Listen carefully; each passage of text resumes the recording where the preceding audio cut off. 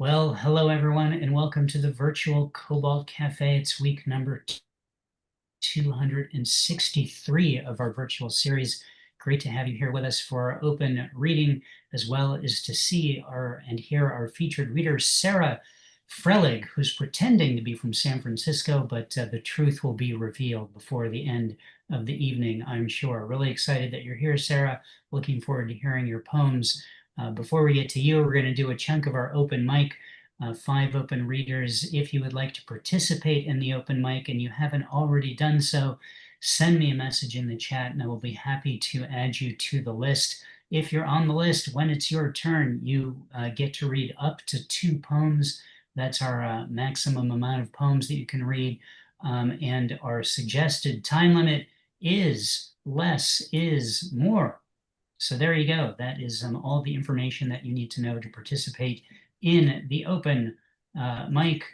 One thing that you also could do is have the chat room open. The chat room is a great place for you to interact with each other since everyone is otherwise muted throughout the festivities. Send each other messages, post links of things that you feel people should be clicking on. Send each other private messages, whatever you would like to do. The chat room is available for you to interact with each other. Finally, there is a 1 drink minimum here at the Cobalt Cafe. Make sure you honor that long-standing tradition in whatever way that you feel comfortable doing so. Before we get to our first open reader, I'd like to ask if there are any questions. Cathabella, yes. Rick, did you dance at your wedding? Yes, I did. In fact, the traditional first dance that is done was to a song that hadn't yet been recorded. And so my wife and I made a recording of it and gave it to the DJ and asked him to play it for that traditional first dance. Wow, that's great. I can just imagine. I wish I was there. And it was in Pasadena too, not too far from where Oh, you were. So really? sorry, just missed it. But we'll do Ah, it again. Tell you what, we'll do the whole oh, thing yes. again. Good. Good question. Thank you, Cathabella. Martin, yes, what's your question? Oh, good evening, Rick. I was wondering, have I ever asked you if you've ever been to Iowa? Um, If your not, question have you is, been to Iowa and what do you think of it? um, thank you for clarifying. Because, you know what, I'm going to go ahead and answer both questions. I'm feeling generous tonight. You've never before asked me if I've been to Iowa until tonight, when, of course, you now have asked me that. We've all witnessed it. I've never been to Iowa. When I think of Iowa, I think of James T. Kirk, who I believe is in the lore of that universe from Iowa. That's great. Well, I'm just having trouble remembering what I've read and what I haven't, so just thought I'd check. Thanks. Sure, you could. I recommend a spreadsheet. Honestly, you could save you Well, some time there, but well, that's fine. I'm I've here for got my little you. note system, but it doesn't always work. But thank you for the recommendation. Thank you. Sure, no problem. All right, thank you, Martin. Any other questions before we get going? Ed, is that your hand up? Yes. What would you like to ask? I want to ask, you're doing a post job. I want to ask you, what is your favorite food? Any, My favorite food is watermelon. I love watermelon too. And one of my least favorite foods is mushy watermelon. Like I'm so excited when a watermelon comes and I want to eat it. We had some tonight, as a matter of fact. Um, and if it's good, I'm in heaven. I love it. If it's still kind of crisp but not too sweet, it's a little disappointing. But when it's mushy, it's like the worst thing I've ever had. It's like such a letdown. All right, Ed, thank you very much. Good question. Thank you. Any other questions before we get going? Okay, well, let's get going, ladies and gentlemen. Five open readers, and then our featured reader, Sarah Frelig, on deck. Our second reader will be Denise Dumars. Please welcome our first reader, Ike Waltz. Hello, Ike. Hello and good evening. Guns, but no food in Gaza. How did it all begin? It began during the latter dates of the 19th century, the Ottoman Empire gone, Palestine, now a Christian British mandate, but in turmoil. 1948, historical Palestine became Israel. Zionism and Arab nationalism, both claiming superior religious rights of their holy land, they say. Land and self-determination equal demanded by both sides. The man-made gods never thought, never attempted a Cordoba example of equal rule by Muslims, Christians, and Jews, peace and prosperity for them all. Isn't Jerusalem the holy city for them all? Equally holy for Muslims, Jews, Christians? Yet equally brutal righteousness is the daily call. The 7th October attack broke the blooded straw. Gods, are you fighting in heaven too?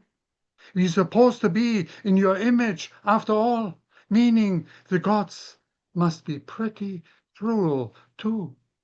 When guns are in love, they kill. When guns are on steroids, they kill better. When guns pray to bewildered gods, untimely ceasefire kills any hope. When guns are in love, nobody sings a song. When guns speak, nobody dances. What is wrong? When guns listen, your God is not alone, as it is time for all the gods to resign. When guns are in love, we pray. When guns speak, children can't eat, can't play.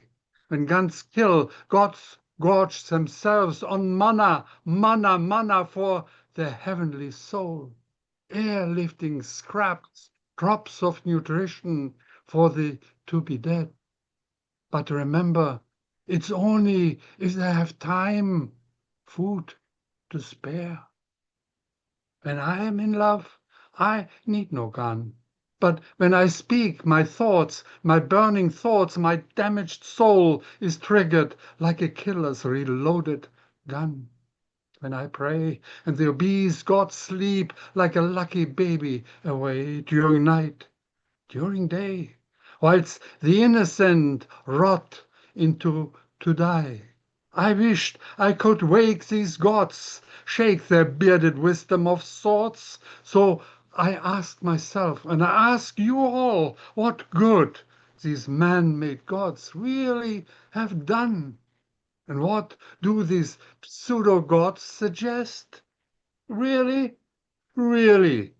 And at their best, they can only say, go and get a bigger gun. Yes, this is what the man-made gods demand. Yes, they defend the Second Amendment and trump like these man-made gods, retribute and strike at will. It's this all or nothing thing. Life and death, loyal time is left to men. Thank you. Thank you, Ike. Important piece you brought us tonight. Guns are the worst as far as I'm concerned. Thanks for opening up the evening with us, for us. Round of applause for Ike Waltz. Thank you, Ike. On deck is Bill Gaines. Please welcome now Denise Dumars. Hello, Denise.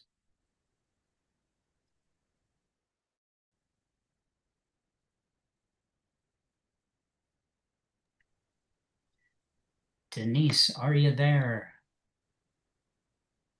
I'm here. I had to turn the fan off because it's very loud and I had to get over to where the fan was. I'll do two, and I'll try not to take too long. I noticed my poetry is getting angrier and angrier and angrier and angrier because that's basically how I feel these days. This one I read before, but I added a little bit to it, so I like the ending of it better. So I wanna read it tonight. And then I've got one more. Neither is very long, and this one is called Morning Cloak. How many years had it been since I'd seen one like you, brown velvet caped butterfly? You settled within the dark green camellia leaves, floated up to the wisteria, to the peeling paint of the patio doorway.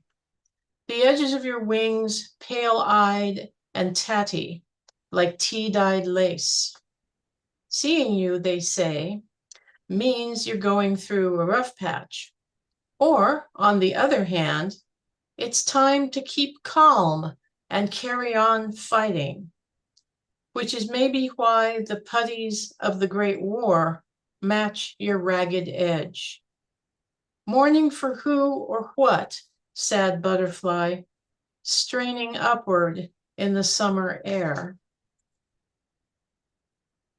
And this one starts with a line I was given. This poem is a social experiment. They said that this title was rejected. By whom and when and why? What does it matter? Everyone knows that all poems are social experiments, whether they blat their way in coffee houses or repose in cedar-lined hope chests, each an affectation for the lace-limbed lover of their own reflection. This poem is a social experiment without the Bunsen burner or the middle road to middling earth, followed by the ashes of reason, dogged by impressionism, the rigid hell of constructivism. No two brutalist apartment houses are exactly the same. Every little fascist foray into the minutia of what someone thinks is life, but is just the middle class trying to soothe itself back into vogue. A copy of an iteration of a facsimile, some Xerox god like Mercury in muddy sandals, the whole damn veldt on fire, trying to deliver a message that nobody cares to read. Thank you. Well, at the very least, we cared to hear it. Denise, thank you so much for bringing your poems with us tonight. And don't think I didn't catch you smartly and on brand for you, quoting James T. Kirk in the chat earlier as well. Thank you so much for being here. A round of applause for Denise Dumars. On deck is Christopher Bogart. Please welcome now Bill Gaines. Hello, Bill. Hello, hi everybody. The treasures on the board. Lightning steals my money, and dumb luck steals my stars. Burglary is a gift worth giving when you prefer the hunt to the feast. All we're after is numbers, and we don't control the speed. But the treasures on the board, and the dinosaur in the background's awful cute. And peace. Number 2, second poem. This is called Wretched Physics. Stealthy darts of dread shoot through my chest as I imagine I shoot through the world, piercing and merciless, free from laws, but tied to stronger forces, with a phone call every now and then to let me know I missed the mark. I've seen the way the world turns. I've seen the way the world stops. Both of them are beautiful. Both of them scream hard. The bigger picture isn't bigger at all. It's smaller. The little bitty lines and dots in 4 dimensions of a big soggy rock on a never-ending commute, the crest and valley of silent desire, the breakdown of moments of adjustment to every shift in form, the culture of consequence, the consequence of culture. It's sharper and more complete than anyone can know. You take away one planet, a solar system adjusts over time. You put that planet back, It's not the same. Regardless, I'm going home. Way to go from macro to micro, all in 2 lines there, Bill. Nice job. You think they'll ever put Pluto back, and what effect will that have on us? Well, gravity's going to change somewhat. If they put it back, then first, Uranus, then Neptune, then Saturn, then Jupiter, then Mars, and then us will all be out of whack. That's a fine bird mug you've got there also. Thank you. Yeah. It's a duck. Round of applause for Bill Gaines. Thank you so much, Bill. Nice job. All right, 2 more than our featured readers. Sarah Frelig on deck is the collab. Cathabella, Jackie, Siggy, and Chris. Please welcome Christopher Bogart. Hello, Christopher. Hi. It's nice to be here tonight. I have 2 poems, and I understand what the first reader meant when she said I write angry these days. I try not to, but sometimes it happens anyway. I'd like to read 2 very different things. One of them is from a book that I did a few years ago called This Conversation. And what I would like to do is just see how it sounds read out loud, because I have something I have to do this week with it. It's called a Civil Discourse, the First Skirmish. What it is 2 men meeting at a bar. It was just an ordinary night at the bar that sat at the edge of our town. The white noise of conversation was punctuated by the clinking of glasses and the dull thud of bottled beers being dropped onto cardboard mats. Suddenly, I felt a tap on my shoulder. "Excuse me," a voice said as he pulled out the stool. "Is anyone sitting here?" "There is now," I replied. He sat down by my side and signaled the bartender for a beer. I went back to watching the overhead screen and the demonstrators marching to seek justice for the death of George Floyd. The bartender came over and asked, "What do you have?" The man on the stool, eyes glued to the screen, pointed to my bottle of beer. Within a fast minute, the bartender returned, placed the cold beer on the mat. The man on the stool raised his beer to his lips, took a sip, then spoke to the screen without turning to me. "What do you think about what's going on in the streets of America these days?" "What do you think?" I asked him. He sat for a moment in silent reflection, his cold beer clasped firm in his hand. "Why are you answering my question with a question?" He took a long hit of the beer. "Do you really need to know what I think?" I asked him. "Don't you know what the answer should be?" "Easy, buddy. I'm just trying to make conversation." He paused, then took another hit. "Okay," he said, when I failed to reply. "I don't get their beef, and I don't know what that beef has to do with me." "Couldn't say," I responded. "I'm just drinking my beer." But maybe a use of they is the dead giveaway. Don't you think that word might be the problem here? Well, aren't they as opposed to us? He pointed to the neck of his beer to the screen. "Well," I replied, "I thought we were both on the same side. I thought that us was really just we." "You know what I mean," he replied in frustration. "I mean that you and I are both of the same race. So it's really just us that's we." "I know what you mean." I took a sip of my beer. "But look at that screen. There's black and there's white, marching together in the same common cause. Don't you think that they think of themselves as we?" "But they're not all white," he quickly insisted. "Not like you and like me." "And how does that matter?" I asked in reply. "They both have 2 arms, 2 legs, a mother and a father, and a heart that beats with the same red blood as we." "Yeah, I know, but..." "Or are you saying they're not human? Is that what you believe?" "No," he answered quickly. Then he paused for a moment. I guess I just look at them as different from me. Why, I asked. I guess that's just the way I was taught. I get that, I replied. And in the same way, so was I. But maybe we're overdue to learn something new, something just a little less judgmentally fraught, something different from what we once thought was so true, from what we were once so very carefully taught. That's the first one, and the second one's far shorter. Could you let me share the screen?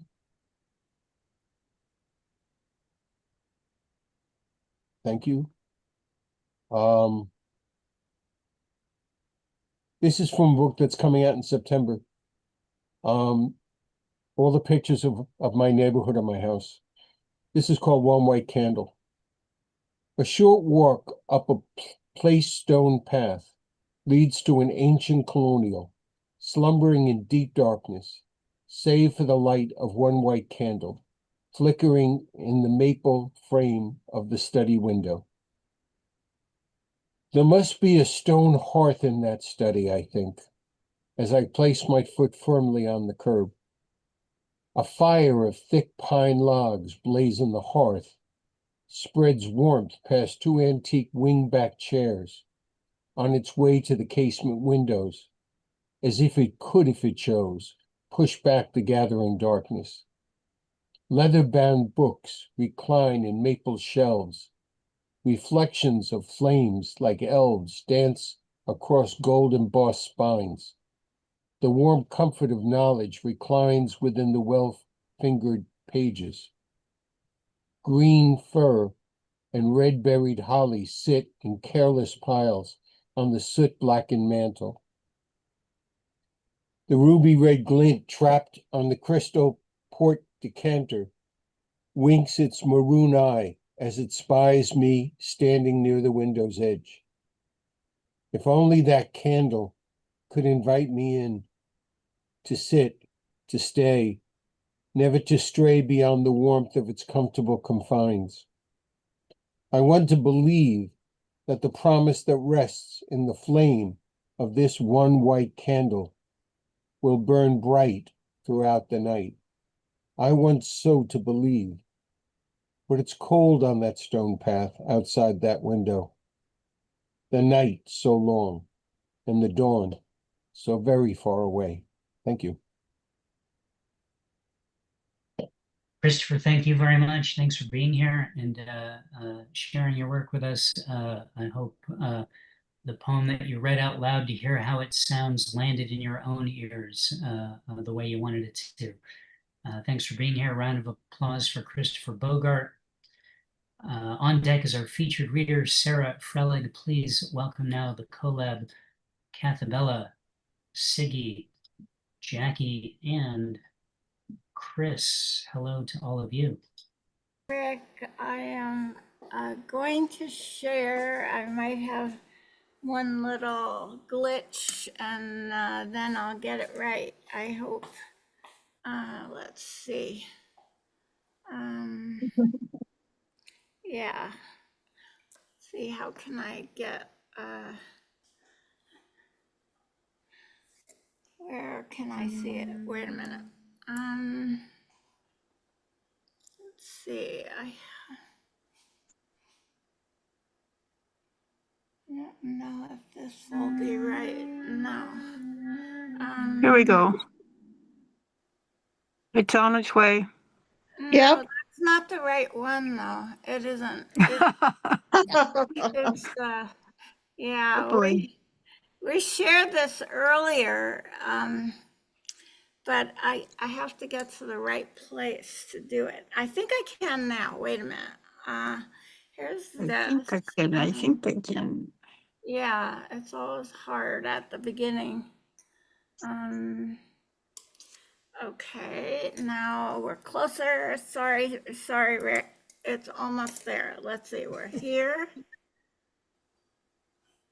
And here it is. Chris, I'm still thinking about what you said last night.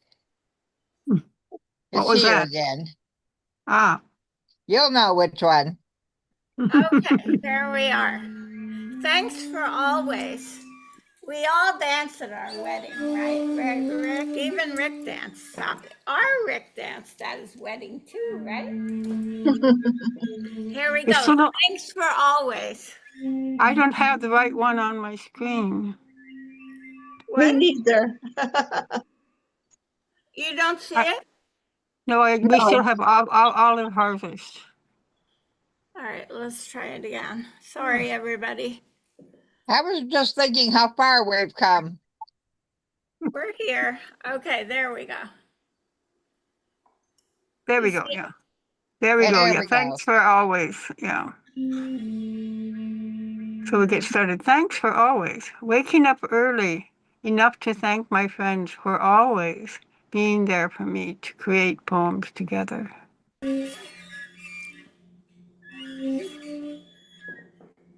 Siggy. Thanksgiving in June, celebrating seeds of peace, sharing a common meal, strangers now friends with similar feelings.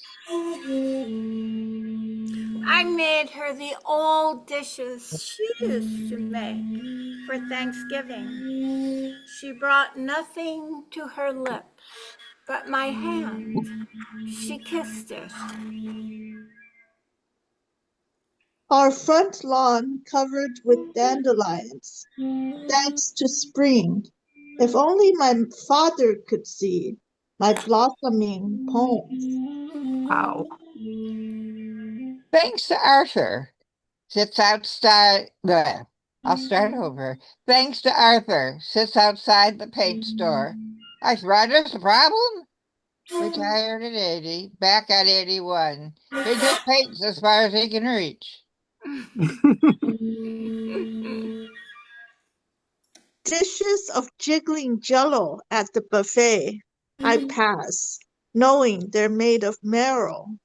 Jiggling jello, she called it when I learned to shimmy, while I giggled and rattled my bones. Studying more about end of life in Japan. For cremation, one must specify coarseness of bones. Chris just learned about this, right, Chris? Yep. White carpet. Guests step to the beat. The bride dances with dad. Photos and videos. Everyone's thrill of showing off. They will play the song Hero at my wedding. For now, I dedicate the lyrics to myself. I love that one. My hero. I marry him for his sense of humor. In our vows, his promise to make me laugh hard every day. Granddaughter from a war-torn country found happiness. New life here, happy. Cinderella with Prince Charming. Waxing crescent, a bone in the sky, will soon fill out the moon cycle of Barbie. Wishbone moon, two lovebirds at nightfall pass a heart-shaped note, one beak to another. Caged bird, I sang no song of gratitude, but demanded freedom. Wonderful. Yay. Here we are, and here's the real flute. In person, the real flute. Same old shakuhachi, Japanese bamboo flute. Same old. Same old Thank you, shakuhachi. everybody. I don't know, maybe 10 years. Well, thank you all very much for And he the work still tonight. makes me laugh every day. I see that the theme of tonight might be beaks after all. So just make a note of that. We'll see how that develops. Thank you, Cathabella. Thank you, Chris. Thank you, Siggy. Thank you, Jackie. Thank and you, Rick. Thank you for your Thank patience you. and your as well. encouragement, everybody. No problem. Happy to have you all here. Round of applause for the collab, everybody. Thank you so much.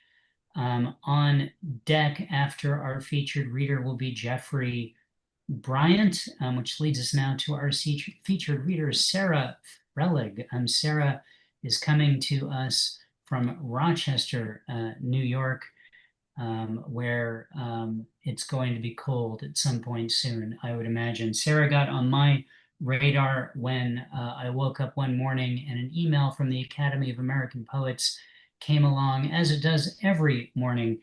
You can just imagine how hard they're working at the Academy of American Poets individually overnight, sending out emails to all of its subscribers so we each have it when we wake up. Such good work they do.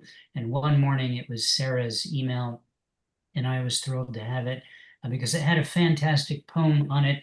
And Sarah made it immediately to my list of people who I wanted to invite here to be a part of Cobalt. Sarah, that's basically an award that you can add right up there with your winner of the 2024 Bath Novella in Flash contest, your winner, your prize for the 2014 Moon City Press Poetry Prize contest, and all the many things that you have achieved. Just put right up there next to it.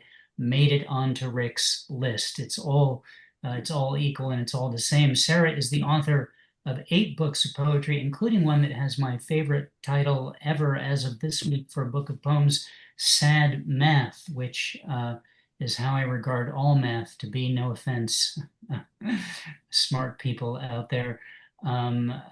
She's got 7 other books out as well, a collection of short stories called Other Emergencies. Her work has been anthologized in places like New Micro, exceptionally short fiction, best microfiction, and she's also the recipient of a 2009 Poetry Fellowship from the National Endowment for the Arts. So Sarah, I'm so thrilled that you're here with us. Thank you so much for staying up late East Coast time to be with us. Please welcome our featured reader, Sarah Frelick.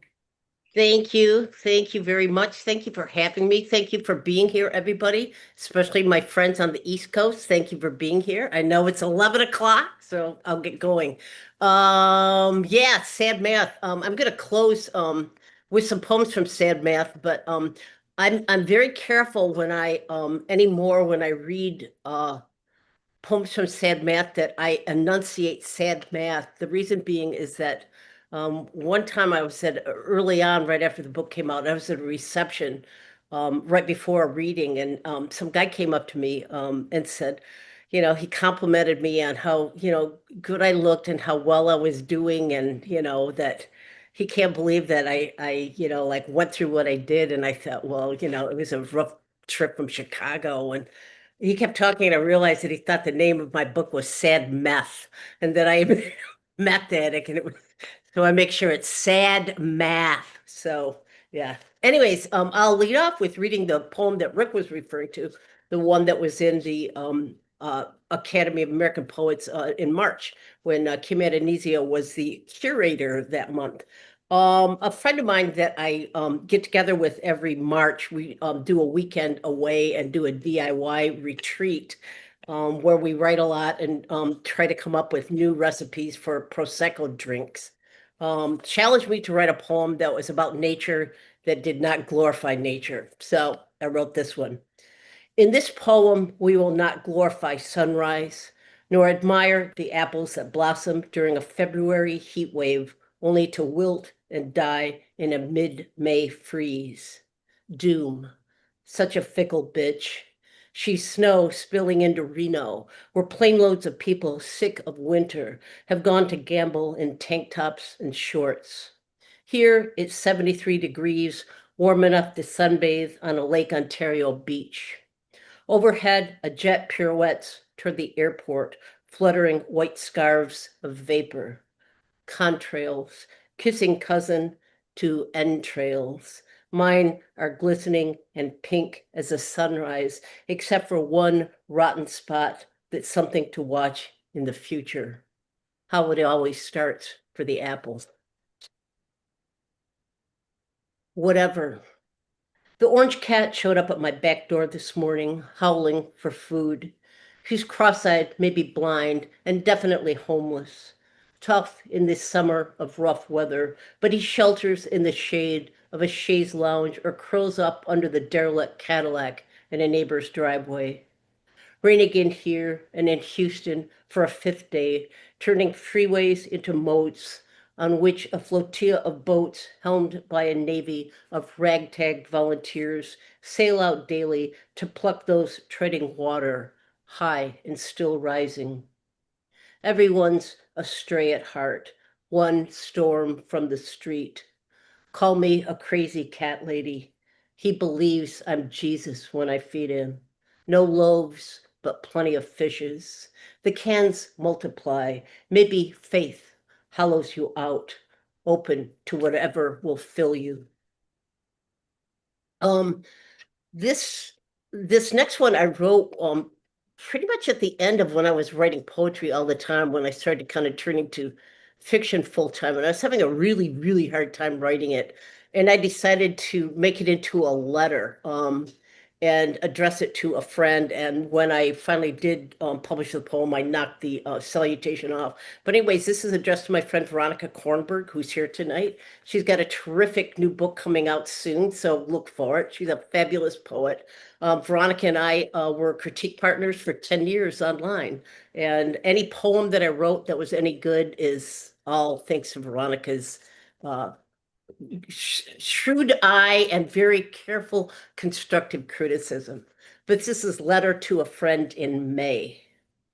Late April, when the snow finally melted, not in a flood, but a gradual retreat, a letting go, revealing the hurt earth underneath, the mud and the hostas, fragile shoots for now. Finally warm enough today to transplant the seedlings, nasturtiums and zinnias, give them a taste of what life will be like outside. Hands in the dirt, I thought of your brother and mine, and how in the midst of all these beginning, someone somewhere is always ending. The cycle of life with all its gears and speed grinding on. I know time heals what wounds us, but try to tell me in February that winter will end, that under a foot of snow, a seed can grow. I love writing about my misspent youth. I figured that there has to be some reason for the misspent youth, and that's to give me material for poems and stories. This is Ann Arbor, 1974. Sky bruising purple when I stuck out my thumb and caught a fast ride west in a spoke-wheeled Cadillac with three geezers who passed a silver flask of scotch, honeyed with age, and even I sang along with Sinatra on the car stereo, soprano blanketing their reedy tenors, all the way to South Bend, where the driver handed me a Hershey bar and a wad of ones. I played pinball for hours at the Greyhound station, high on horsepower and whiskey, an eternity before the bus chuffed in. How is it that time is slow and heavy as an elephant when you're young and impatient to get to the next second? Now, the merry-go-round of years, a heartbeat between Christmases. It's like you go out a girl who can honky-tonk all night and come home old, smelling of spiced apples and cat, fat with memories coating your bones. That was also in my collection, which came out from Harbor Editions in January of 2021, which was a pandemic book. I did a lot of reading like this on Zoom forums. Another poem from the book, What I Like Best. I was a waitress, and again, like it was too good of an experience to not write about it. So I wrote about it. I write about it a lot. What I liked best was punching out the satisfying chunk of timestamp on card, signaling that workday was history, especially in the afternoon, especially in August when I wore the grease and heat of lunch rush like a uniform I'd work hard for and earned. Maybe a change in the ladies' room. Maybe I merely shucked my white apron, traded my stained waitress shoes for sandals, and headed for the bar down the road that was dark and cool as a cave. We threw down our waitress money, blizzards of bills we pulled from pockets and purses, sure there would always be more. Paid for drinks and paper cradles of fries, so hot from the fryer they sizzled a blister on the front of my tongue. And what I liked best was when the afternoon turned the corner toward evening, and the mothers among us drifted off to fix dinner for kids or husbands, leaving us single girls to order another round we maybe chase with a shot. Enough reason to turn toward each other and show off the selves we hid each day under our uniforms, the girls who said sir and ma'am and thank you for nothing. In the bar, we could dream big, cop to it without apology. And when we sailed out into the dusk, first stars hatching in a vast indigo nest of sky, we wished on the first one whose pulse and glitter caught our eye, full up enough to believe we'd someday get what we'd asked for. More from my misspent youth. This is from my book, A Brief Natural History of Women, which is mostly very short fictions, but some of them are more like prose poems. So I thought I'd read Skitty Dip. We do it on nights when the stars hang low and heavy, ripe fruit in a black bowl of sky. Nights when we're so stoned we make bets about when the stars will fall on us. We're always stoned, so what? The guy from Detroit is always the first to take off his pants, the last to jump in. Snakes, he says, or eels. He swims head out like a dog, coughs water, a pot smoker's wet hack. Years from now, the cops will find him in a car trunk, shot once through the head, the pound of cocaine he was carrying long gone. For years, I'll mouth to mouth and back to life. I'll dream him awake. He floats face up forever in a stew of stars, a body at rest, patiently waiting. Another one from We. I think when I started to write I was still writing sad math. So this should have been sad math. Maybe it'll be in the next book called Sadder Math. So I call my mother on a Sunday. Every Sunday, though I don't say how are you anymore, because I know she's dying and each day will be worse than the day before.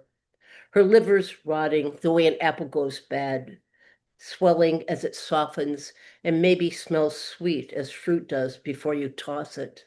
I ask her how the weather is, snowing like crazy here, about the traffic at the bird feeder. She likes to watch the small birds, chickadees and nuthatches, not so much the sparrows. So today she says the minister's there and she's planning her funeral. She wants to be cremated. She wants an urn and the family to bury her, no one else in attendance. A memorial service, maybe sandwiches after. It's been snowing every day for a week now, I say. We're knee deep in it. Did you hear me? She says. And I tell her it's such heavy snow to shovel every hour. I get so tired of shoveling. God, I want to cry.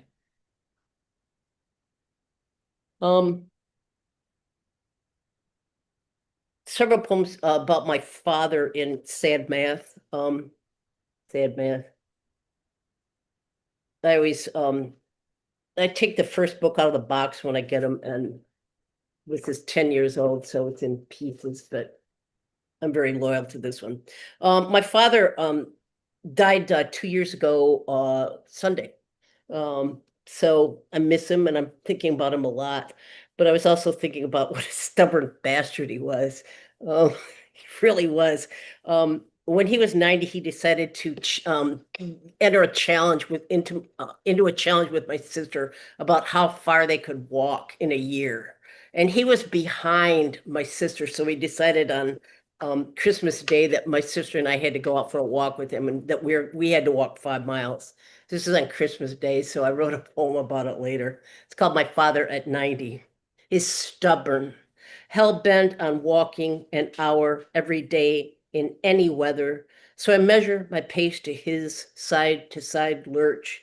It's Christmas, 39 degrees and rain turning to sleet, my socks soggy, blisters blooming on both heels with each miserable step.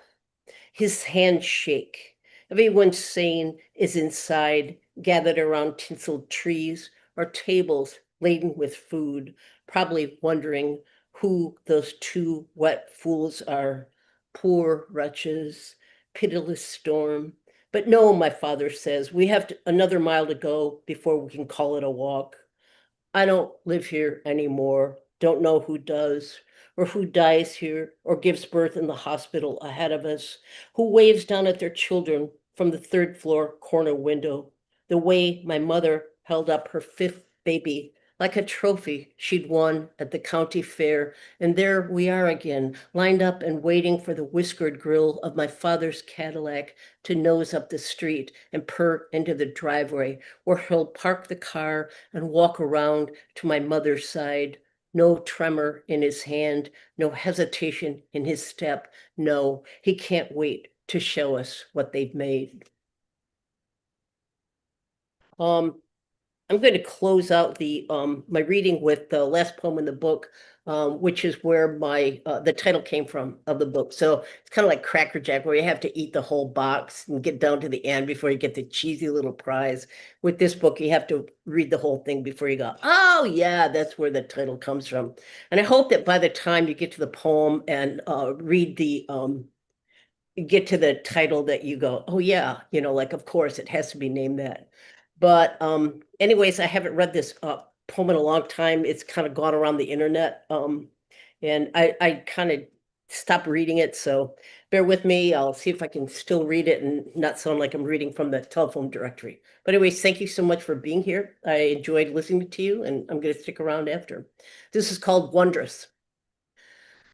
I'm driving home from school when the radio talk turns to E.B. White, his birthday, and I exit the here and now of the freeway at rush hour, travel back into the past where my mother is reading to my sister the part about Charlotte laying her eggs and dying. And though this is the fifth time Charlotte has died, my mother is crying again, and we're laughing at her because we know nothing of loss and its sad math. How every subtraction is exponential, how each grief multiplies the one preceding it, how the author tried 17 times to read the words she died alone without crying, 17 takes in a short walk during which he called himself ridiculous, a grown man crying for a spider he'd spun out of the silk thread of invention. Wonders how those words would come back and make him cry. And yes, wondrous to hear my mother's voice 10 years after the day she died. The catch, the rasp, the gathering up before she could say to us, I'm okay. Thank you very much. Sarah, thank you very much. Fantastic set of poems. I'm intrigued at the concept of glorifying Prosecco drinks. I hope to hear more about that from you. I had a really good time in Italy, and we came home, and all we did, instead of everything, instead of work, instead of meals, everything for weeks, was make limoncello spritzes. So, you know, I'm into it. That or Aperol spritzes, the amazing hot weather drink. Yay! Yes, it was the Aperol spritz that inspired the limoncello spritz, and I think we landed with the limoncello spritz as a preference. But that's neither here nor there. It's actually mostly there, unless you're downstairs when you're here, in which case it might be here as well. But anyway, more on that, please. I am also intrigued by the concept of sad meth. I think there's probably something you immediately talked about your misspent youth after saying that. I'm sure there's a connection which has yet to be explored in future poems. So looking forward to that as well. I really am excited about, well, first of all, I'm sad for you that about the loss of your father and its upcoming anniversary. I hope your memories of him are a source of joy and strength forever. But I love the idea that at 90 years old, he was like, yeah, we're doing a 5-mile walk. And that's an inspiration to me and something that I hope to be doing. Maybe not 5 miles, but 2. I think I could do 2. That's what I do now. Why do I need to do 5 at 90? I'm not sure if I'm doing 2 now. Anyway, what a great set of poems. I really enjoyed all of that. I'm pasting stuff into the chat now so people can support you. And I'm going to share the broadside I made for actually that last poem that you read. There it is. People can download this now at the Cobalt Poets website, poetrysuperhighway.com/cobalt, or just click on the link. Oh, it's so pretty. What's that? I said it's so pretty. That's Wilbur the pig. Yes, that's Some exactly pig. right. Some pig. I tried to be as on point as possible with this one. So people can download this now at the Cobalt Poets website, have it, look at it, put it on your screen, print it out, whatever you'd like to do. And I hope you'll consider tipping Sarah for her reading. There's a few ways to do that. There's PayPal and Venmo pasted into the chat if you're, again, the type at a in-person reading who would put money into the hat that goes around for the featured reader. Well, PayPal and Venmo are the ways to do that in this particular situation. You can also consider just buying one of Sarah's books. That's a great way to let them know that you like their work. I think your most recent book is Hereafter. It just came out this year. Is that right? Do I have Hereafter came out last year. My most recent book is Other Emergencies. It came out this year in March. Yeah. That's okay. a collection of short stories. Some are very long and some are very short. In fact, Skinny Dip makes an appearance in that book too. So yeah. Yeah. I remember what I was thinking here. It's your most recent poetry collection. That's why I pulled that one out. But yeah, Hereafter is kind of, like it's one of those kind of hybrids. It's sort of a, it's a novella in verse. It's a novella in flash, but the pieces are so short that they do read, a lot of them, like have, read like poems. At least I hope they do. I'm going to read from it in a couple of weeks here in Brockport, right down the road, SUNY Brockport. So I got to pull that book down and look at it again because I haven't looked at it for about a year. So yeah, it was nice to visit these old friends, these poems. I really enjoyed looking at them again. So thank you. I'm still writing poetry. I just don't publish a lot of it because it's in well, my. I can tell you the writing of it is the more important part. So It keep really doing that. is. Like I have so much fun anymore. I just have fun sitting there in my, crummy shorts and my t-shirt writing. So, it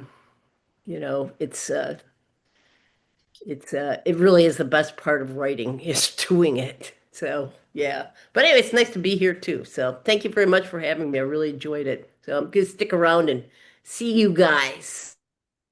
Thank you for being here, Sarah. Great reading. You've got all the stuff in the chat to support Sarah. Really nice to hear all of this work from you. Really great stuff. So there you go. A round of applause for our featured reader, Sarah Frelig. Thank you, Sarah.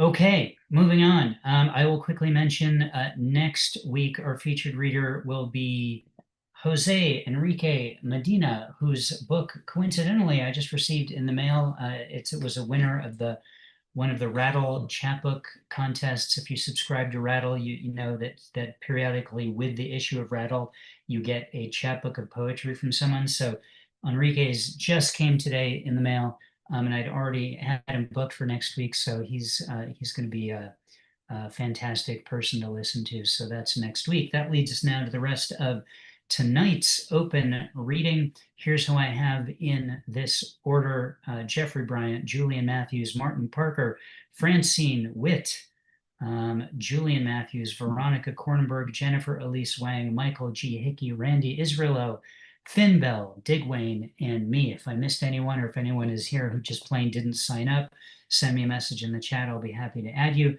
As a reminder, 2 poems maximum. Less is more is the suggested time limit. On deck right now is Julian Matthews. Please welcome our next reader, Jeffrey Bryant. Hello, Jeffrey. Hi, hello. Absolutely beautiful set, Sarah. Thank you so much for reading here. It was a pleasure to hear you.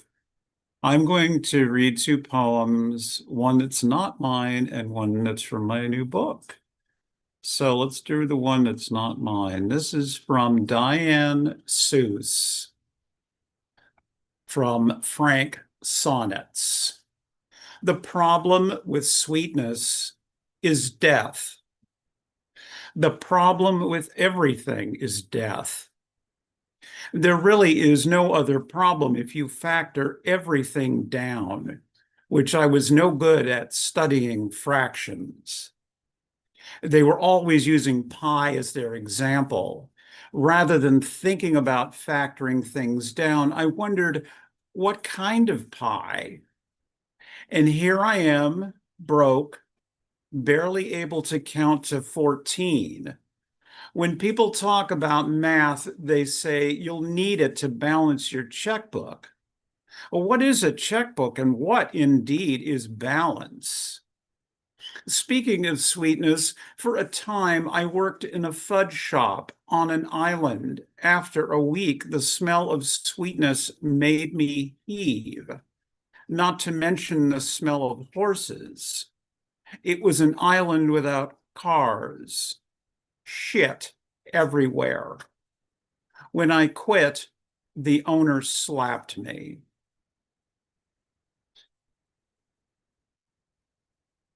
A little change of pace. This is from my book, The Catacombs of Vanished Lovers from Cherry Pie Press.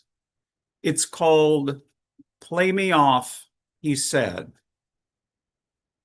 I played soft piano etudes for him, gently, against the tempo of his labored breathing. His fragile flesh held together with the frayed strings of discount courage. Each etude I wrestled against requiem, turned left to avoid lament, as death teased him with its long raven feathers, and the cinema of his lifetime played out across his failing eyes. The sun took its time dropping down that day, the single star that graciously agreed to dim 1 minute in his honor. My final musical notes were slowly pulled over his face, and he vanished under cover of dissonance. I was confronted with what remained, swirling in a mist of perfumed prayers. I fell silent over the wet keys of a weeping piano. I have no one left now to lay to rest. Thank you. Wow, Jeffrey, well done as always. Very powerful piece from you. I also love the Diane Seuss piece. The problem with everything is death. Uh, really kind of revealing what the problem has been this whole time. So I'm gonna keep that in mind and see what we can do to fight against that. Jeffrey, thank you so much for being here. Good. Round of applause for Jeffrey Bryant. On deck, Francine Witt, please welcome. Sorry, it'll be on deck as Martin Parker, then Francine Witt. So Martin Parker, you're on deck. Please welcome now Julian Matthews. Hello, Julian. Hi. Let's share screen. Okay. Two short poems. Encounter with a Tiny God. A family with a young child, all masked, were in the apartment lift with us today. Barely 2 feet tall, the child, unprompted by her parents, said, "Good morning." And I nodded absently with my uncoffeed head. When it was time for them to alight one floor before us, she said again in a wee voice, "Bye-bye." Then, as a bonus, held her tiny hand to a tiny flowery mask, her smiley eyes all aglow, and blue as a kiss. There can be no better way to start your day. A reminder that even as we descend, we can be elevated. That innocence can defy gravity, pass through masks and walls, and tiptoe into the steeliest of hearts. End poem. The second one is called Sunday Encounter. This Sunday evening, I briefly encountered hope and peace. I was out for my usual 3-mile walk around the park. Hope was in bright yellow font on a t-shirt of a buff young man huffing from a workout on the right side of my path. Peace was in dull white lettering on a faded t-shirt of a much older woman on my left, who looked harried, as if in a rush to get home to prepare dinner. My journalistic instincts kicked in and I thought of capturing the moment on camera. After all, it's not every day you're confronted by hope and peace. But it was already too late and too obvious, so I just looked quizzically at one, then the other, and they each looked quizzically back at me for staring. And since they were parallel to each other, neither knew what the other's t-shirt bore. I do not consider myself a spiritual man and have grappled with my faith for decades, but somehow felt blessed for the coincidence. A stressed, aging peace and a muscular yet tired hope came up the road, and maybe the universe was winking at me. And in hindsight, with weary shoulders, I realized not a thing about humanity has changed in centuries. Stubbornly denying faith, I walked an extra 3-mile round. Thank you. You know, Julian, it just occurred to me that if you do a 3-mile walk every day and I do a 2-mile walk, if we combine our walks, we can equal Sarah Frelig's dad's walk. And I just want to point out it takes the two of us to equal Mr. Frelig in terms of stamina. But we're also relatively younger at this point. I'm sure we're all just building up to that. Thank you for being here, Julian. Great work as always. Round of applause for Julian Matthews. On deck, Francine Witt. Please welcome now Martin Parker. Hello, Martin. Hello again, Rick. Thank you to everybody here tonight. Got one poem here. It may tie into the question I asked earlier. I'm just calling it so far workshops. I've never been to Iowa. My father lived there for a while. He wasn't there to write poetry, though. He worked at a Quaker boarding school, teaching physics, phys ed, and math. Even built the school a kiln. It's not that he never wrote a poem. I recently discovered several he wrote, amid old papers I had stashed away. Birthday cards to me, holiday poems for Mom. Corny rhymes some would call doggerel, but his love for rhymes had an influence on me, along with many others I've heard and read. In college, I wrote a lot of poems, but never got into Roland Flint's coveted poetry seminar class. Since then, I've written on and off. It's only since COVID shut things down I've been more consistent, writing online with workshops and readings every week, discovering influences I'd long forgot. So now I just keep on writing. Not sure where this path will lead. And that's from a prompt workshop based on the poems of Alice Notley, who recently passed away at the age of 80, and her poem about how she hated going to an out-of-work writer's workshop. Did not like it at all. So thank you very much. I'll put my usual links in the chat. All right, cool. Thank you, Martin. Fun work. Nice tribute to her there. And I guess I don't need to ask you if you've been to Iowa. Not anymore, yes. It's been revealed. Mystery solved. Round of applause for Martin Parker. Thank you so much, Martin. Thank you. All right, on deck is Veronica Kornberg. Please welcome now Francine Witt. Hello, Francine. Oh, hi. So thank you for the open mic. And it, like I mentioned before, it's like 11:36 here in New York City. There are very few people I would stay up this late for, but Sarah Fraley is the one. She's totally my writing crush, and that's because there's never a false note, ever. Everything is like right there. So I'm going to first start with a poem called That Time at Coney Island, because I happen to be there today.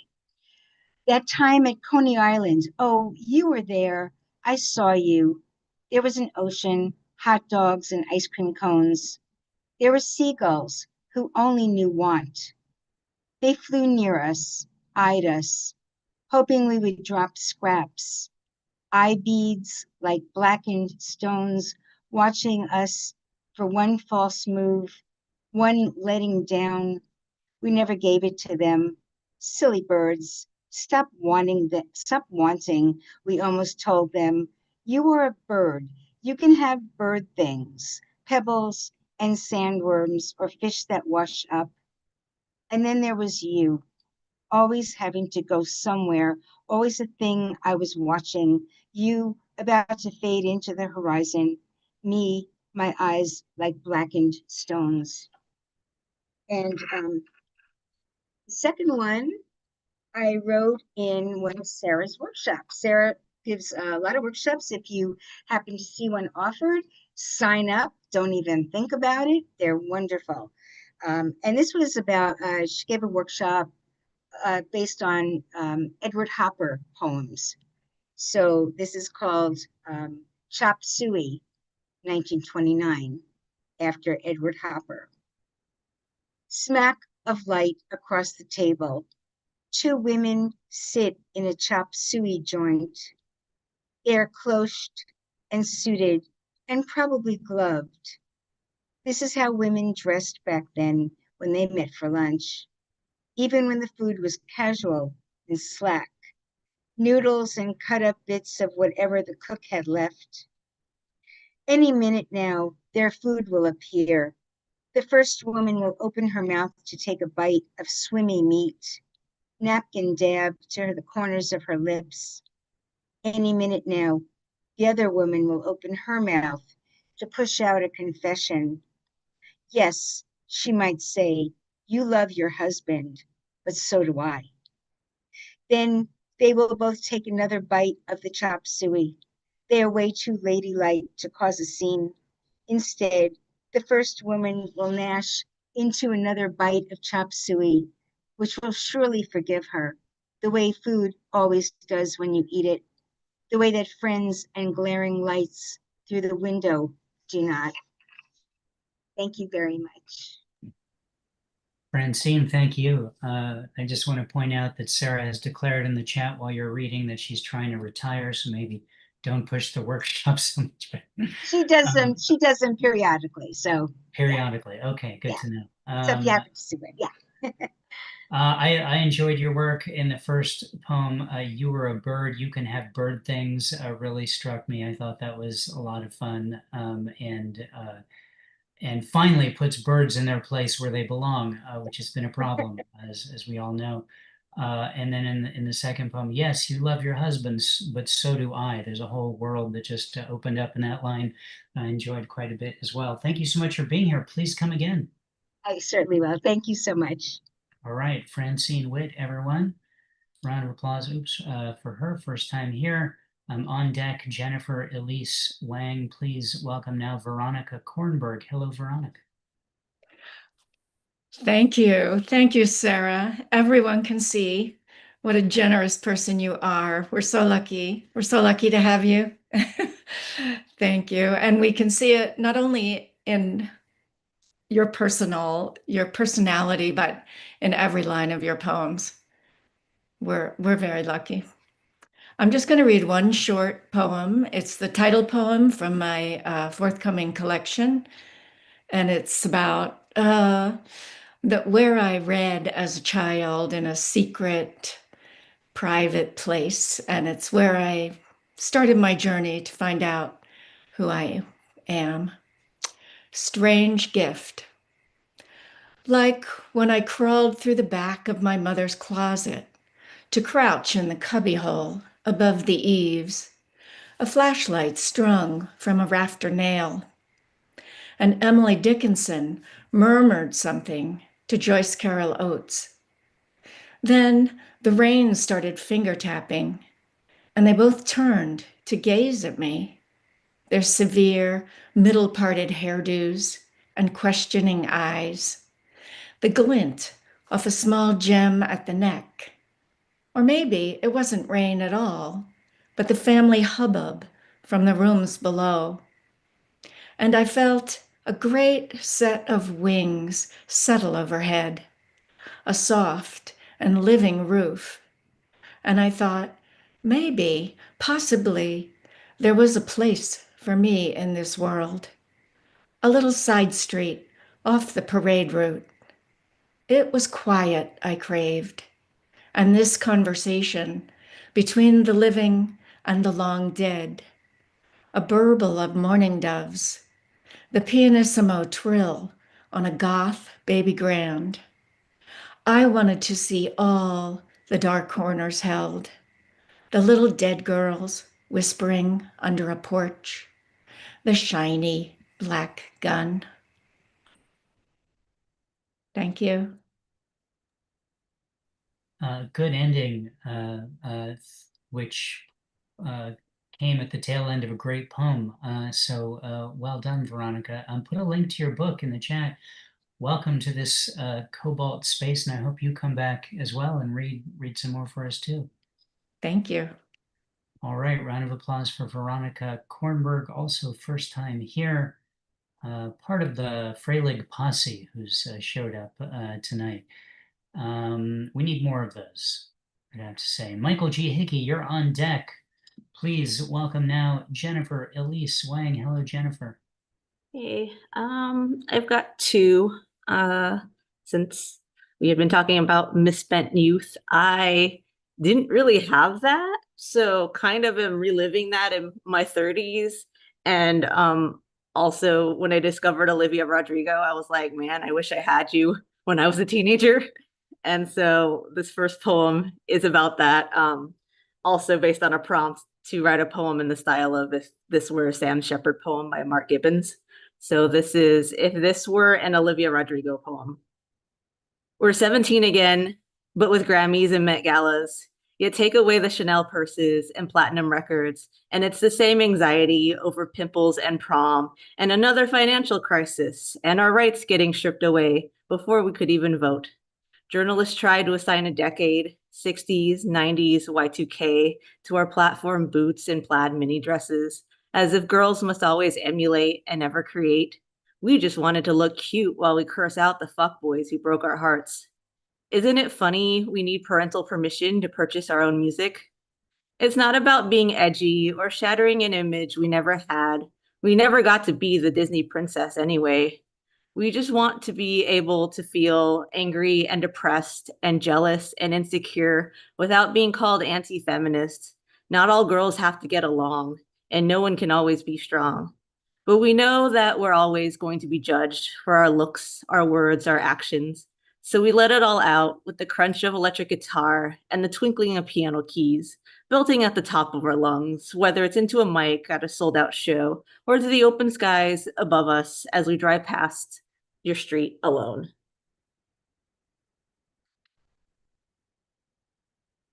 And my second piece is the series that eventually I'll resume, but I was doing just poems inspired by the Jungian archetypes, and this is The Everyman.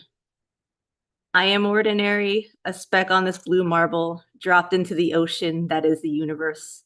Main characters we may be of our own stories, but not all will endure beyond our lives. I'm sure my name will fade from paper and erode from stone. I'll become a regular Jack or Joe or Zhao or John or Jean or Jean or Jan or Jane. Any Tom, Dick, Harry, Ivanov, Petrov, Sidorov, Fulano, Megano, Zutano. My name is your name, my face a reflection. My bones will become indistinguishable from dirt, the collective of all who passed. Yet there comes a day when all the gods have died, great deeds and tragedies are forgotten, and we remain.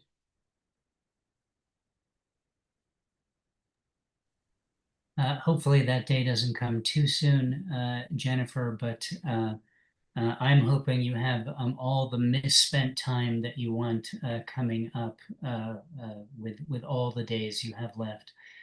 Thank you for being here, Jennifer. Right, thank you. Round of applause for Jennifer Elise Wang. On deck, Randy Israelo. Please welcome now Michael G. Hickey. Hello, Michael. Hey, Rick. Well, this kind of ties into Jennifer's last poem, I think, a little bit. I'm just going to do one.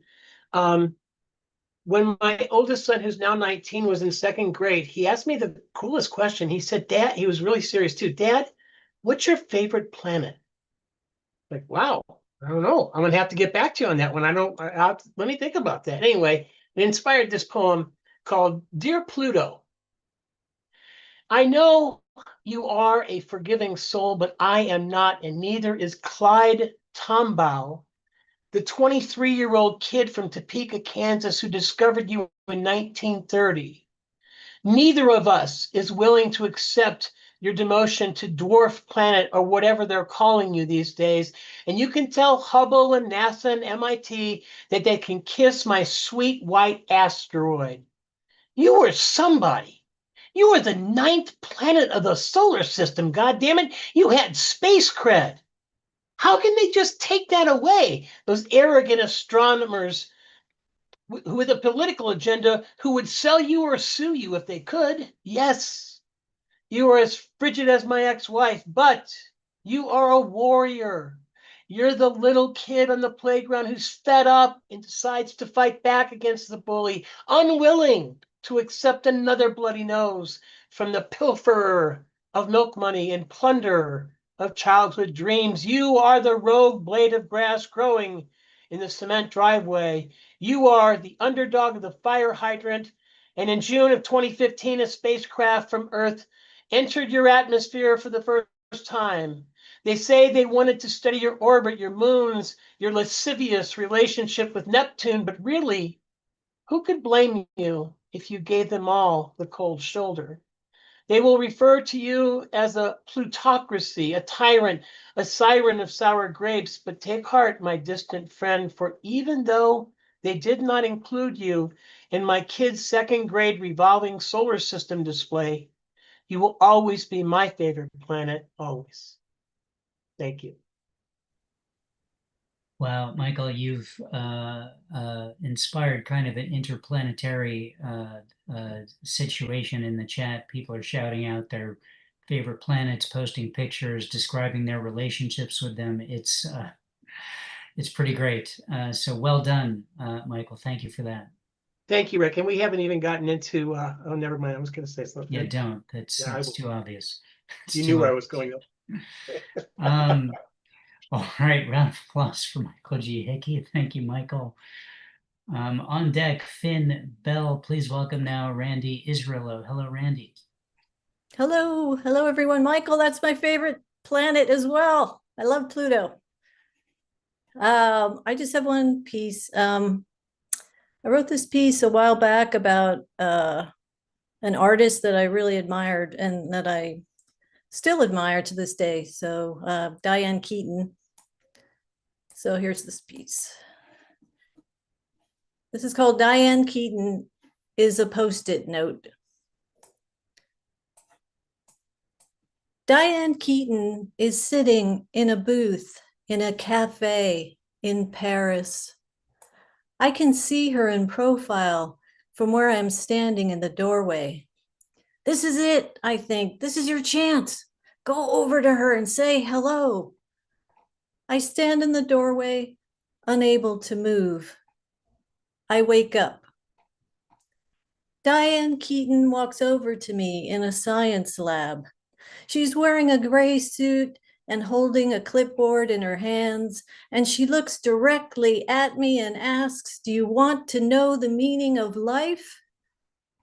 I stand before her, silent. I wake up.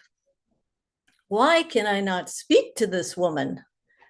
Many times she has spoken to me in my dreams, and every time I have failed to respond. What is it that scares me? What is it that I think I know about her? Actress, mother, director, photographer, book editor, businesswoman, mysterious, smart, a renovator of houses, a lover of interesting men, a woman of style, a woman who laughs, a woman with a long career, a brave woman, a kooky woman, an Oscar winner, an artist. Am I just afraid to see such qualities in myself? Diane Keaton is laughing inside a bookstore on Sunset Boulevard. It's a laugh that I recognize from her films. I am standing inside in a line nearby, holding a hardcover copy of her book on California Spanish and mission-style homes, and as the line moves forward, I peer around a tall bookcase toward her laugh, not just to get a glimpse of her, but to confirm to myself again that yes, this is real. She is not a dream. She is truly here, standing at that black table right there and autographing her books. Seeing her, I start to cry. I don't understand it. I just start to cry. But not wanting to appear fragile, I lift my chin and roll the tears back into my eyes before stepping forward again in line and around the bookcase toward her. Diane Keaton stands before me now in profile. She's wearing a black dress with a wide black belt around her waist. Her hair is brown and highlighted with chunky blonde stripes, and dark glasses conceal her eyes, and at 61 years old, she is more than authentically beautiful. As she smiles and greets people in line and signs their books, I step closer. It enters my mind that I can still escape. I can still run out the front door. A bookstore employee then sticks a yellow Post-it note on the inside title page of my book and asks for my name, and then writes my name with a black Sharpie on the Post-it note. I step closer. I watch as Diane Keaton laughs and says, "So good to see you again," to the man in front of her, as he then leaves with a signed copy of her book. I step closer. She poses for a photograph. I step in front of her. Diane Keaton takes my book into her hands, looks down at the yellow Post-it note with my name written on it, and says, "Well, hello, Randy. What a great name." And forgiving myself for being silent for so many of my dreams, I look up at her and I say to her, "Hello." Thank you. Sounds like you had a powerful exchange with her, Randy. And thank you. It's about time we spent some time focusing on Diane Keaton here at Cobalt. Long overdue. Yeah. A great piece, great story. Nice to see and hear you again. Thank you. Round of applause for Randy Israelo. On deck, Dig Wayne. Please welcome now Finn Bell. Hello, Finn. Hello, Rick. Hello, folks. Good to be with you again. Wanted to thank Sarah for a truly, truly gorgeous set. That was amazing. That was amazing. Thank you. So I want to start off with a poem from Te Tibble, a Maori New Zealander poet. This is from her book, Rangikura. It's called Homewrecker. When I was a girl, God tested me with stepbrothers. I was 8 years old. I was 13. They were mean. I began to nurse a few feminist embers that they were happy to fan, with their grandmother's leaf-shaped ili slapped on the back of my head, or the whip of wet tea towels exposing the white in my legs. I wondered if it was true that you can grow too used to this feeling of pink pain spraying. On a good day, you might have called them spirited the same way Satan is spirited, all cigarette butts and stink bombs. I was offended by the audacity bleaching their bright Samoan smiles. Well, I was soulful, only used to baby soft sisters and playing the piano, and it physically hurt me. Every wind seemed to shuck my ribs from my spine as I witnessed them pulling electronics apart like a carcass searching for the static in the back of the stereo. Then one Christmas, an uncle whose actual relationship to anyone we couldn't quite place gave the younger one a mechanical Beavis or Butthead. I don't know which one, but you'd press the button on his plasticated stomach and he would say something rude and crass and gross, but ultimately forgettable. He unwrapped it, studied it. It seemed like, for once in his little brutal life, he was actually considering his words, choosing tenderly, until finally he gave his reply. And his reply was, "Should I break it?" And we all sighed and rolled our eyes with a distinct feeling that life was suspiciously too predictable, and already we knew everything that we would ever be doing. Well, I didn't grow up wrecking things, but very often the world wrecked itself around me. Even if I was light on the kitchen floorboards, the geraniums curtsied, fish threw themselves from their fish bowls, punks crumpled on their skateboards, and I always won Jenga. Even my mother said I had a talent for extracting things from people, and so I had to be careful. No one was going to light up violently and tell me that I was taking something from them. Life's not a game of operation. Stop playing with people. But I'm lonely, Mom. I'm a Libra. I'm a Libra just like you. As a teenager, a man whose opinion I truly trusted said I was a dangerous girl. And this made me so afraid of myself. I avoided being alone with her. I never left her unattended. I made sure she had someone with her at all times. Even if they belonged to someone else, they were mine. And pink pain became desirable. And as an adult, the sensation found a home in my chest. It reminded me of tea towels and hiding, and how fresh to death and nervous but alert and alive I was then. I can't remember the last time I ever saw my brothers, but I recall playing Jenga and how long it would take to stack the blocks perfectly, only to take turns trying to take without destroying, which is where I learned to understand the risk and do it anyway. I just hold my breath, wait. And then I wanted to close out with that poem that I did for the New Rican Poets Cafe, The Greatest Generation, this past Thursday. And this is for my friend who recently passed away. Her name is Valerie Shalaki Levy.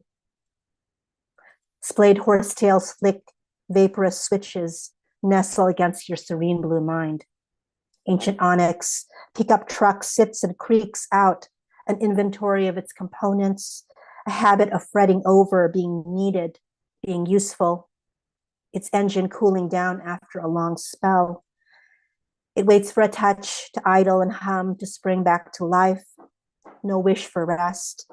It maintains its silent lean on the sidewalk, a well-kept reminder of what only a handful of us remember. The trees talk among themselves, even knowing that we are witnessing them, nudge one another with affectionate branches, pick out and scatter one another's withering, graying leaves. How is the rooster in the prime of his life and also eternal and all-knowing? He crows only once, a sound at once bright and rusty to announce himself to me. I quiet myself in the early morning to listen to him. He knows this and is devoted, a dutiful bearer of my attachment to what I still find familiar. He calls and chases my mind back, present. I let go of the breath I'm holding in. The tricycle is painted a muted gray frosting and of its own accord makes itself twice its size. It jangles with soundless bells, the faint squeaking repetition of its wheels heard by distant ears. Its child not born in this age never grows up, still rides his steadfast steed up and down the pockmarked asphalt, pedals endlessly, pumping his chubby legs in fervor. He wakes from a different dream and forgets. A bark cuts the weight of the day, still and half dark, a sustained bay not very far behind. This howl startles the wolf beneath the sleek, clean coat, and she is pleased with her wildness and smiles up at her ancestors populating the heavens, delicate, slow love winks. Sentinel and decaying, hollow blur of minky spotted down and bronze saucer eyes luminous marks this wonder in her annals. We test the air above our crowns with our nose, sniff the note of smoke upon the waning pyre before it arrives. We stay the coppery flavor of life, hold its communion upon our tongue. Every hand is repurposed, sacred, placed on the shrouded form in unison, urging the frail, whittled trunk bark's rebirth down mind's parching stream. This new departure is bid a fondest farewell. Thank you. Ben, thank you so much. A lot of stuff in the first poem, especially, I thought was kind of interesting. Uncles with mysterious backgrounds, unidentifiable toys wrapped up in a whole story of coming of age, or at least a piece of that. Thanks for bringing that to us. Thanks for being here tonight. Round of applause for Finn Bell. Just a couple more, Dig Wayne, Ed Potastic, and then me, and then we're calling it a night. Ed, you are on deck. Please welcome now Dig Wayne. Hello, Dig. Hello, Rick. Hello, everybody. I'll tell Sarah I enjoyed her set very much, even though she had to go. I got two. This is an older one. It's called Dirty Fingernails. I had set my alarm early to make sure the hole in my head was still open and the grass between the graves was heavy with dew. Smoking was such a pleasure in those days.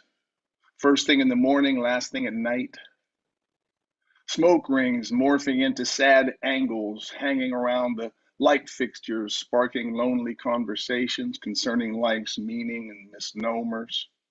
Talk radio with traffic on the fives.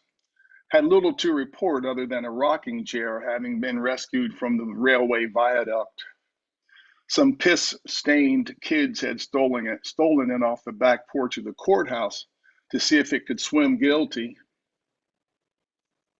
I heard my footsteps crunching the gravel as I walked through the train yard, threatening my boots with ennui. I could smell the coal horsepower tonnage, block, steel, oil, brake rails, and howdy-doos as I entered the shack, swinging my lunch pail like red dynamite. The burly female supervisor who knew my name, knew my story, but kept it to herself, was picking her teeth with a matchstick. Her name was Dallas. Her facade would have cracked into 1,000 pieces with the one delicate smile she kept buttoned up in her left breast pocket. She gave me my orders, then swung around in her chair to answer the dog and bone. I grabbed my shovel by the throat and walked to the heap. The hard work kept my mind off those tender little chocolate boys putting pennies on the tracks that day. Thank you. I was recently in New York and spent a great day in Harlem. It's called Black Man in Harlem.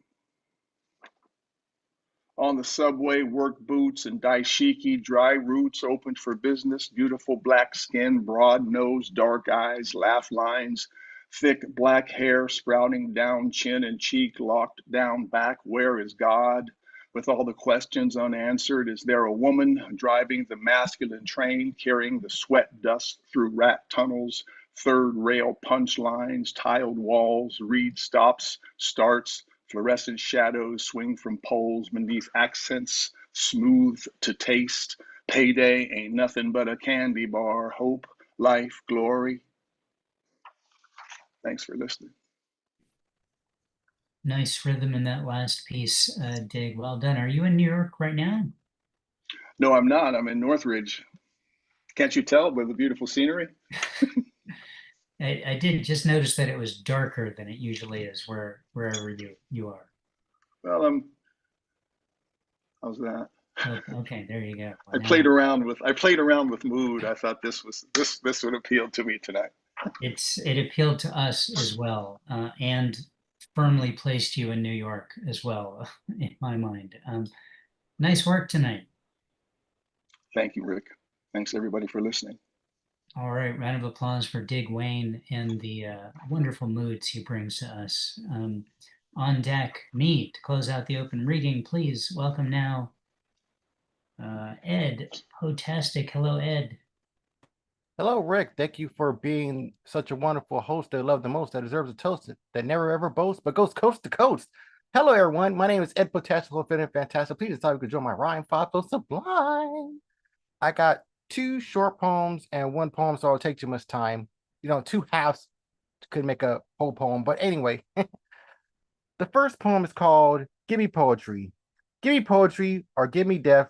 Resist the tormentors in your open my centers. Use your rolling daggers to attack the attackers. The dream isn't over, embrace the exposure. Understand stupidity is king, but don't let them clip your wings. I embrace the revolution to change the shallow institution. Poetry needs to be spoken, not banned or sold for a token. If words aren't free, then what is? Don't be mute in the dark abyss. Please fight, riot, or speak. Even a tiniest mouse has to squeak. This other one's called Dreaming. I'm still dreaming about peace, to sound the war, to tame the beast. I'm still dreaming about the rain, to wash away the hunger pains. Life is hard, but you gotta dream, to rise above, to rule the regime. You gotta dream to keep the sun alive. You gotta dream to fuel the drive. You gotta dream to calm the hive. You gotta dream just to survive. The legends dreamed, so why can't you? Breakthrough dreams inspire too. Big or small, they can shadow the walls. Stumble or fall, just answer the call. Dreams may seem distant, but they're not. So strike your spark while the iron's hot. And last but not least, this is called The Inner Child. My hands are tiny, Ed, but I'm so sorry. You get to read 2 poems. That is I'm our sorry. maximum situation here. So I want to be fair to everyone who sticks with that. So 2 good ones you brought us, though. So I appreciate that, and come back next week and read the next one. Thank you so much, Ed. Round of applause for Ed Potastic. All right. I'm going to close out the open reading with 2 poems. This one is called, this is from my book, I should mention, Hi Moose Alert. Thank you to all of you who picked it up and keep showing it on the screen. You make me feel special. We finished our visit in Vancouver, British Columbia, Canada, and began our Alaska and Canada and Yukon portion of our trip on a cruise up the coast of up the west coast into Alaska. And hadn't been on a cruise before, and they took photos of everyone, embarkation photos. This is called We Spot Our Embarkation Photos. Of the thousands of people on display, every single one in color, for some reason ours are in black and white. We're from a simpler time, Addie and I, or is it Addie and me? I'll let the proofreaders sort it out. Note to proofreader, I'm not changing the above poem. There you go. That's from my book. Pick it up, poetrysuperhighway.com/moose. And this is a poem I wrote for this week's Torah portion. It follows this line of text. Take notes, people. If you besiege a city for many days to wage war against it in order to capture it, you must not destroy its fruit trees by wielding an axe against them. This poem is called Every Rose Has Nothing to Fear. When at war, if you must go to war, treat the fruit trees better than the people. That is our law. The tree is not fleeing us, so we let it be. It almost makes sense, except that war never makes sense. When you move into a house with a historic rose garden, don't cut down the rose garden. You are there to build upon, not tear down. Tell this to anyone relevant, even though their bullet-ridden ears do not want to hear it. When we moved into this house, we promised to leave the roses as they were. We are a blip in this space, and our mark will not be made by tearing out or cutting down. War will not come from our lips. No one ever need flee.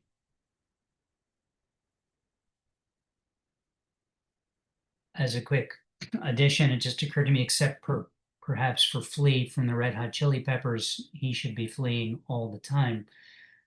All right, ladies and gentlemen, thank you so much for listening. Thanks so much for being here this whole time. Big thanks to our featured reader, Sarah Freilig, which I may or may not be pronouncing correctly, but who knows? There you go. There's the stuff in the chat. You can tip Sarah for her reading via PayPal or Venmo if you would like to. You can download her broadside there at the Cobalt Poets website.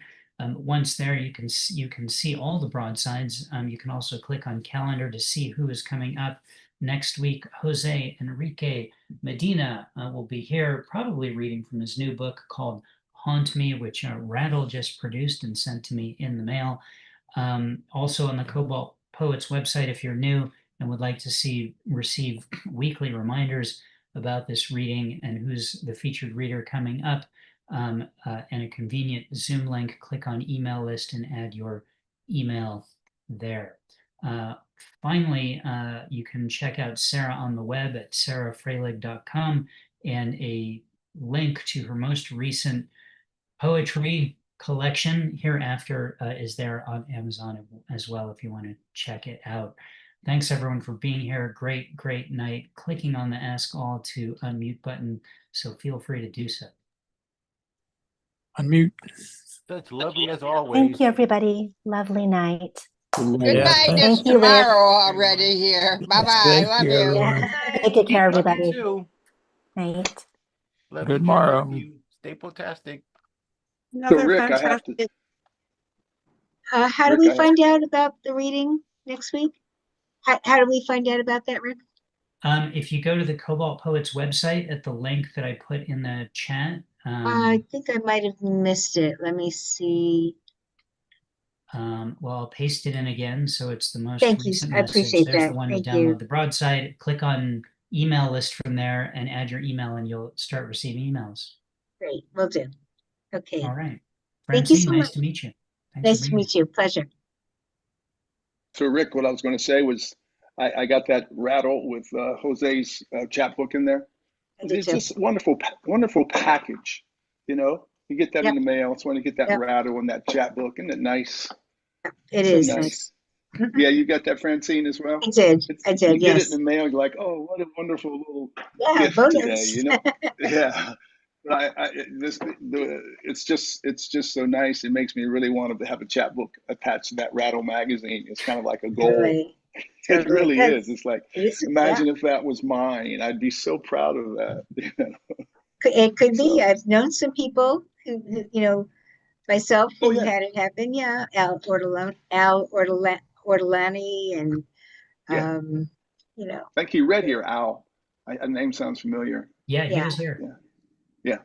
Yeah, I know it's possible. You know, I submit.